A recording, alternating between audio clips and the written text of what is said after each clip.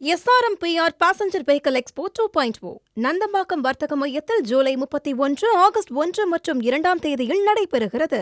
இழப்பீடுகளால் இந்த துயரத்தை துடைத்தெறிய முடியாது. மெத்த படித்தவர்,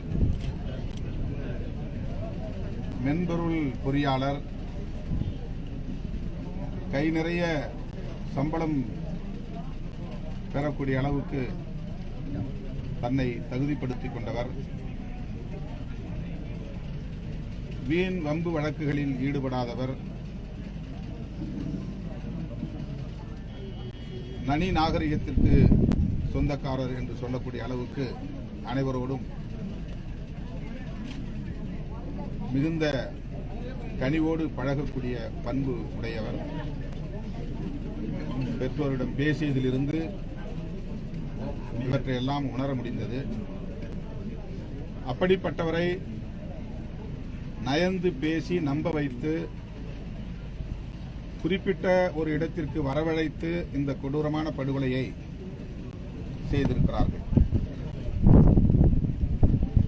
ஏற்கனவே 2 பேருக்கும் இடையிலான உறவு, அது காதலோ நட்போ, அந்த உறவு இருதரப்பு குடும்பத்தினருக்கும் தெரிந்திருக்கிறது. இருதரப்பாரும் இது தேவையற்றது என்று ஒருவருக்கொருவர் கருத்து பரிமாற்றம் செய்திருக்கிறார்கள். அதையும் கடந்து 2 பேருடைய உறவும் தொடர்ந்திருக்கிறது. தன்னுடைய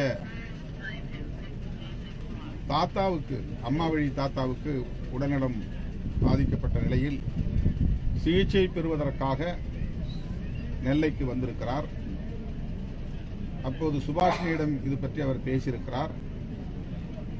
அவர் தான் வேலை செய்யும் மருத்துவமனைக்கே அழைத்து வரும்படி கூறியிருக்கிறார்.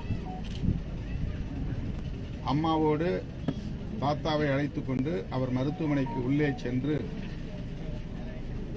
அம்மாவையும் தாத்தாவையும் உள்ளே அனுப்பிவிட்டு, தம்பியையும் உள்ளே அனுப்பிவிட்டு ஒரு தொலைபேசி அழைப்பு வந்தது என்று வெளியே வந்திருக்கிறார்.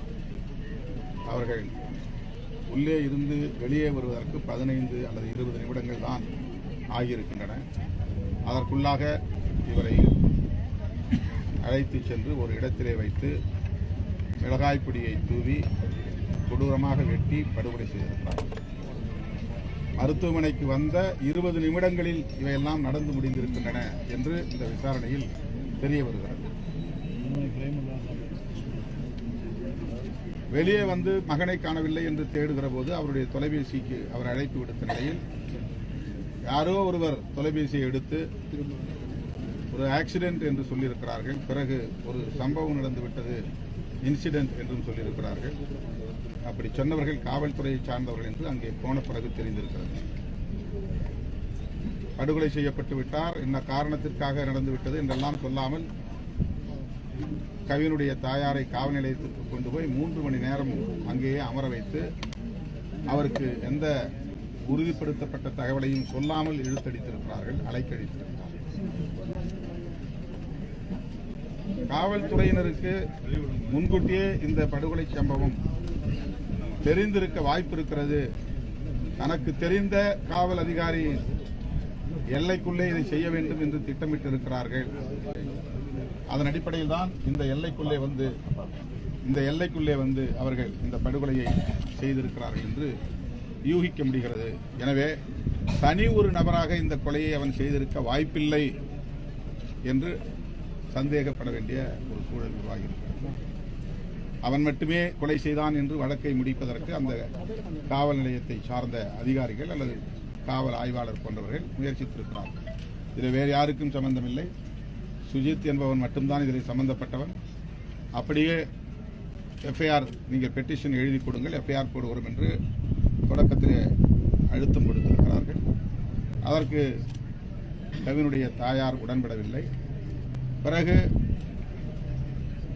நாம் நமது தரப்பில், கவின் தரப்பிலே கொடுத்த புகாரை ஏற்றுக்கொண்டுதான் வழக்கு பதிவு செய்திருக்கிறார்.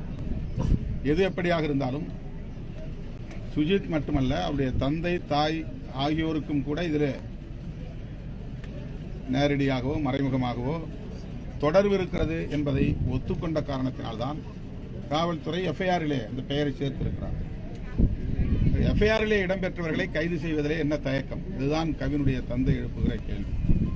புதிதாக யார் பெயரையும் நாங்கள் இணைக்க சொல்லவில்லை. சந்தேகத்தின் பெயரில் யார் பெயரையாவது நாங்கள் சொல்லவில்லை. காவல்துறையே ஒத்துக்கொண்டு அல்லது இந்த பிரைமா ஃபேசி இருக்கிறது என்பதை ஏற்றுக்கொண்டு சுஜித் மற்றும் அவருடைய தந்தை தாய் ஆகியோரின் பெயரை எஃப்ஐஆரிலே இணைத்திருக்கிறார்கள் என்கிற போது அவர்களை கைது செய்வதற்கு இவ்வளவு தயக்கம் ஏன்? இதுதான் கவின் தரப்பிலே அவருடைய தந்தை எழுப்புகிற கேள்வி. அதில் நியாயம் இருப்பதாக நாங்கள் கருதுகிறோம். எனவே தமிழ்நாடு அரசு காவல்துறை உடனடியாக அதில் தொடர்புடைய எஃப்ஐஆரில் இடம்பெற்றிருக்கிற சுஜித்தினுடைய தாயாரையும் சட்டப்படி கைது செய்து புலன் விசாரணைக்கு உட்படுத்த வேண்டும். வேறு யாரும் இதில் சம்பந்தப்பட்டிருக்கிறார்களா என்பதையும் ஆய்வு செய்ய வேண்டிய தேவை இருக்கிறது. தென் மாவட்டங்களில் நடந்திருக்கிற அத்தனை கொலைகளுக்கு பின்னாலும் கூலிப்படையினரின் கைவரிசை இருக்கிறது. எனவே இவருடைய ஃபேஸ்புக்கை பார்க்கிற போது, முகநூலை பார்க்கிற போது, இன்ஸ்டாகிராமை பார்க்கிற போது அவர் தொடர்ந்து ஜனவரி, பிப்ரவரி, மார்ச், ஏப்ரல், மே, ஜூன், ஜூலை என்று ஒவ்வொரு மாதமும் ஒவ்வொரு படத்தை போஸ்ட் செய்திருக்கிறார். ஒவ்வொன்றிலும் வெவ்வேறு வகையான கொடுவாள்களை ஏந்தியிருக்கிறார். நாயை பிடித்துக்கொண்டு விரைவில் ஒரு சம்பவம் நடக்கப் போகிறது என்பதை போன்ற சிம்பாலிக் மெசேஜஸ் வெளிப்படுத்தியிருக்கிறார். ஆகவே இவர் திடுமென ஆத்திரப்பட்டு இதை செய்யவில்லை. கவினோடு முரண்பட்டும் பகைத்துக் கொண்டும் உறவாடவில்லை. நம்பக்கூடிய அளவுக்கு நெருக்கமாக உறவாடி இருக்கிறார். அந்த நம்பிக்கையின் அடிப்படையில் தான் அவர் அழைத்ததுமே பின்னால் அவரோடு போயிருக்கிறார். ஆகவே இது ஒரு நீண்டகால செயல் திட்டமாக தெரிகிறது. திட்டமிட்டு தான் இந்த படுகொலை நடந்திருப்பதாக தெரிகிறது. எனவே இதன் பின்னணியில் கூலிப்படையினரின் கைவரிசை இருக்குமோ என்று கவின் தரப்பில் சந்தேகப்படுகிறார்கள்.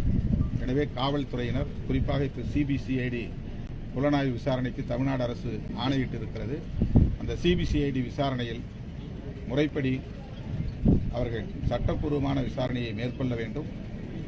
அதில் அவருடைய பெற்றோர் இருவரையுமே தீவிர விசாரணைக்கு உட்படுத்தினால்தான் பின்னால் இருக்கிற கூலிப்படையினர் யார் என்பதையும் கண்டறிய முடியும். அந்த கோணத்திலே விசாரணை செல்ல வேண்டும் என்பதுதான் கவின் அவர்களின் தந்தை திரு சந்திரசேகர் அவர்கள் முன்வைக்கக்கூடிய கோரிக்கை. அந்த உடலை நீண்ட நாட்கள் நீங்கள் பிணவரையிலே போட்டு இருக்க வேண்டாம், நல்லபடியாக எடுத்து அடக்கம் செய்வோம், நாங்களும் இருந்து அடக்கத்தை செய்ய தயாராக இருக்கிறோம் என்று கேட்டபோது நீதி மறுக்கப்படும் என்கிற அச்சம் இருக்கிறது, இவர்கள் தப்பி விடுவார்கள் என்கிற அச்சம் இருக்கிறது. எனவே எங்களோடு உடன் இருக்கிற உள்ளூரை சார்ந்த தோழர்கள், உறவினர்கள் அனைவரோடும் நான் கலந்து பேசிதான் முடிவெடுக்க முடியும் என்ற கருத்தை சொல்லியிருக்கிறார். எப்படி எந்த முடிவை அவர்கள் எடுத்தாலும் அவர்கள் வைக்கக்கூடிய முக்கியமான கோரிக்கை, கவின் படுகொலை கூலிப்படையின் துணையோடு தான் அல்லது கூலிப்படையினரால் தான் நடந்திருக்க வாய்ப்பு இருக்கிறது என்பதால் பெற்றோரையும் தாய் தந்தை இருவரையும் விசாரணைக்கு உட்படுத்தி கூலிப்படையினர் யார் என்பதை கண்டறிய வேண்டும், அவர்களையும் சேர்த்து கைது செய்ய வேண்டும், தண்டிக்க வேண்டும் என்பதாகத்தான் இருக்கிறது. இவ்வளவு நேரம் நாங்கள் விசாரித்ததில் கவின் உறவினர்களிடத்தில், குறிப்பாக அவருடைய தந்தையிடத்தில் விசாரித்ததில் இந்த தகவல்களை நாங்கள் பெற்றோம். இந்த கோரிக்கையை அரசுக்கு வைக்கிறோம். விடுதலை சிறுத்தைகள் கட்சியின் சார்பிலே தமிழ்நாடு அரசுக்கு நாங்கள் விடுக்கிற வேண்டுகோள், வன்கொடுமை தடுப்பு சட்டத்தின்படி இந்த பாதிக்கப்பட்ட குடும்பத்தினருக்கு என்ன இழப்பீடுகளை தர வேண்டுமோ அந்த இழப்பீடுகளை தர வேண்டும். அரசு வேலைவாய்ப்பு தர வேண்டும், அவர்களுக்கு நிலம் வழங்க வேண்டும், புதிய வீடு கட்டித்தர வேண்டும். இவையெல்லாம் சட்டப்பூர்வமாக இருக்கிற உரிமைகள், இழப்பீடுகள். எனவே அதில் எந்த தேக்கமும் ஏற்பட்டு விடாத வகையில் மாண்புமிகு முதல்வர் அவர்கள் இதிலே உடனடியாக நேரடியாக தலையிட்டு பாதிக்கப்பட்ட குடும்பத்தினருக்கு நீதியும் வழங்க வேண்டும், அவர்களுக்கான பாதுகாப்பையும் உறுதிப்படுத்த வேண்டும். கூலிப்படையினரால் இவர்களுக்கும் உயிருக்கு ஏதேனும் ஆபத்து ஏற்படுமோ என்கிற அச்சம் நிலவுவதை பேச்சிலிருந்து காண முடிகிறது. இந்த வழக்கை ஒன்றுமில்லாமல் ஆக்க வேண்டுமானால் இவர்களை அச்சுறுத்தி நிலைகுலைய வைக்க வேண்டும் என்று அவர்கள் முயற்சிக்கலாம் என்ற சந்தேகம் இருக்கிறது. எனவே அவருக்கு ஒரு பாதுகாப்பு ஆயுதம் தாங்கிய போலீசார் கொண்ட பாதுகாப்பு வழங்க வேண்டும், முறையான இழப்பீடு வழங்க வேண்டும், சம்பந்தப்பட்ட அனைவரையும் கைது செய்ய வேண்டும் என்று விடுதலை சிறுத்தைகள் கட்சியின் சார்பில் வேண்டுகோள் விடுக்கிறேன். இப்போது நான் 4:30 மணி அளவில் எனது தலைமையில் நெல்லையில் இந்த கோரிக்கைகளை வலியுறுத்தி விடுதலை சிறுத்தைகள் கட்சியின் சார்பில் ஆர்ப்பாட்டம் நடைபெறுகிறது. தொடர்ந்து அறையக்கூடிய சாதி ஆணவ படுகொலை தனி சட்டம் என்று சொல்லி நீங்களும் வலியுறுத்துறீங்க. பல்வேறு தோழமை கட்சிகள் அது சம்பந்தமா தற்போது அந்த வன்கொடுமை தடுப்பு சட்டத்தில் சிறப்பு தனி சட்டம் இருக்கிற வாய்ப்பு. வன்கொடுமை தடுப்பு சட்டம் வேறு, ஆணவ கொலைகள் தடுப்பு சட்டங்கிறது எஸ்சிக்கான சட்டம் இல்லை. அது மொத்தத்தில் சமூகத்தில் எந்த சாதி இன்னொரு சாதியை விட்டு திருமணம் பண்ணாலும் கொலை நடக்கும். அது எஸ்சி வர்சஸ் ஓபிசி என்று நடப்பதில்லை. பட்டியல் சமூகத்தினருக்கும் பிற சமூகத்தினருக்கும் இடையிலே நடக்கிற காதல் விவகாரங்களில் மட்டும்தான் இந்த ஆணவ கொலைகள் நடப்பதாக நாம் கருதி கொண்டிருக்கிறோம். அது வேண்டுமானால் அதிகமாக இருக்கலாம். ஆனால் ஓபிசி சமூகத்திற்குள்ளேயே காதல் திருமணங்கள் நடந்தால் படுகொலைகள் நடக்கின்றன. அது இந்தியா முழுவதும் நிகழ்கிறது. மதம் விட்டு மதம் திருமணம் செய்தாலும், சாதி விட்டு சாதி திருமணம் செய்தாலும் படுகொலைகள் இந்தியா முழுவதும் நடப்பதை பார்க்க முடிகிறது. எனவே இது ஒட்டுமொத்தமாக சாதியின் பெயராலும் மதத்தின் பெயராலும் நடக்கிற படுகொலைகளை தடுப்பதற்கு ஆணவ கொலைகள் தடுப்பு சட்டம் தேவை. அதனால்தான் இந்திய ஒன்றிய அரசு இந்த சட்டத்தை இயற்ற வேண்டும் என்று வலியுறுத்துகிறோம்.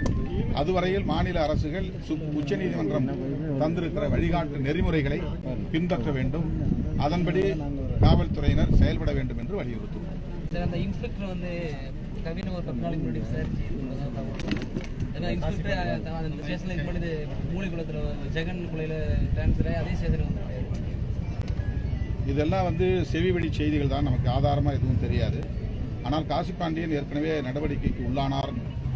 அவர் இந்த காவல் நிலையத்திலிருந்து வேறு காவல் நிலையத்திற்கு பணியிட மாற்றம் செய்யப்பட்டார், பணியிட இணைக்கமும் செய்யப்பட்டார் என்றெல்லாம் சொல்லப்படுகிறது. ஒரு செய்தி, அவரும் படுகொலை செய்த குடும்பத்தை சார்ந்தவர்களும் நெருங்கிய உறவினர்கள் அல்லது ஒரே சமூகத்தை சார்ந்தவர்கள் என்கிற தகவலும் சொல்லப்படுகிறது. அதனால்தான் இந்த கொலையை வேறு ஒரு இடத்திலே வாய்ப்பான இடத்தை தேர்வு செய்து செய்யாமல் அவருடைய ஆளுகைக்கு உட்பட்ட எல்லைக்குள்ளே செய்திருப்பதாக யூகிக்க முடிகிறது. பொதுவாக இந்த தென் மாவட்டங்களில் அந்த தேவர் சமூகம் அதிகமாக ஸ்டேஷனில் அதுவும் நாம் ஒரு யூகமாக சொல்ல முடியாது. ஸ்டேஷனில் நிறைய அதிகமாக இருக்காங்க. அது ஒரு யூகமாக சொல்ல முடியாது. முதலமைச்சர் நீங்கள் சொன்ன கோணத்திலும் ஆய்வு செய்ய வேண்டும். அதன் அடிப்படையிலே சில மாற்றங்களை கொண்டு வர வேண்டும்.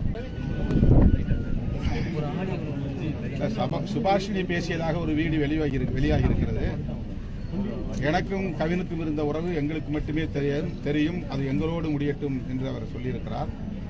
அவர் பேசியிருக்கிற செய்திகளை பார்க்கிற போதும், அவருடைய உடல் மொழியை பார்க்கிற போதும், அவர் யாரோ ஒரு யாருடைய கட்டுப்பாட்டிலோ இருக்கிறார், அச்சுறுத்தலில் இருக்கிறார், யாரோ சொல்லி அப்படி சொல்லுகிறார் என்றுதான் என்ன தோன்றுகிறது. அவர் சுதந்திரமாக பேசுவதாக தெரியவில்லை. எங்கள் அப்பாவுக்கும் அம்மாவுக்கும் அதில் தொடர்பில்லை என்று சொல்லக்கூடிய சுபாஷினி கவினுக்கு இப்படி ஒரு நிலை வந்துவிடக் கூடாது என்று பெற்றோரிடத்திலே சொல்லி தடுத்திருக்கலாம், அல்லது தன்னுடைய உடன் பிறந்தவரிடத்திலே சொல்லி தடுத்திருக்கலாம். ஆனால் அவ்வாறு அவர் சொன்னதாக நமக்கு தெரியவில்லை. சாதியவாத அமைப்புகள் சமூக ஊடகங்களை பயன்படுத்தி கவினுடைய நடத்தையை கொச்சைப்படுத்தக்கூடிய வகையிலே அவதூறுகளை பரப்புகிறார்கள். இது தேவையற்ற சமூக பதற்றத்தை உருவாக்கக்கூடிய வகையில் இருக்கிறது. எனவே காவல்துறையினர், குறிப்பாக சைபர் கிரைம் அந்த குற்றங்களை கண்காணிக்கக்கூடிய காவல்துறையினர் சமூக ஊடகங்களில் பரப்பப்படுகிற அவதூறுகளை கட்டுப்படுத்த வேண்டும். அவ்வாறு அவதூறு பரப்புகிறவர்கள் மீது நடவடிக்கை எடுக்க வேண்டும் என்று கேட்டுக்கொள்கிறேன். SRMPR passenger vehicle expo 2.0 Nandambakkam வர்த்தக மையத்தில் ஜூலை 31, ஆகஸ்ட் 1 மற்றும் 2 தேதியில் நடைபெறுகிறது.